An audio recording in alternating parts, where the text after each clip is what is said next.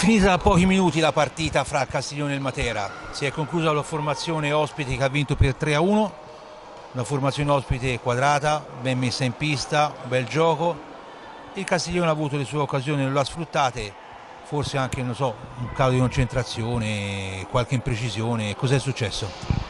Ma no, diciamo che il primo tempo abbiamo chiuso gli spazi, abbiamo difeso benissimo, infatti il gol che abbiamo preso l'abbiamo preso su un tiro fuori, picchiato sulla sponda e poi respinta dentro da Piozzini, però ragazzi non posso dire niente, gli impegni ce l'hanno messo, siamo stati fino alla fine in partita, fino al 2-1, poi li abbiamo un po' aspettati e facevamo passare 45 secondi, poi ci hanno fatto il 3-1, allora lì siamo dovuti andare a pressare e abbiamo lasciato degli spazi. Però io ho visto un Castiglione che ha lottato, ha difeso bene il primo tempo, forse qualche azione non si è conclusa come si doveva concludere con la conclusione a rete, però diciamo che da qui si deve ripartire per il buono che è stato fatto nel primo tempo per affrontare i prossimi impegni.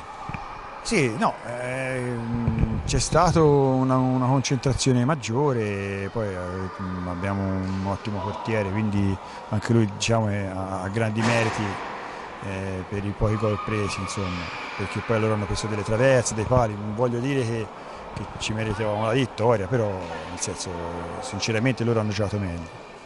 Però continueremo su questa strada, sacrificio e tanta volontà e vediamo cosa succederà. Insomma. Anche perché il prossimo impegno, sabato prossimo, sarà? Andiamo a Sarzana. Sarzana, ora non so se è sabato o domenica, ma andiamo a Sarzana, forse domenica sera. Una partita sulla carta e solo sulla carta facile, perché il Sarzana è ultimo in classifica, però rispetto per gli avversari e massimo impegno a parte di tutti.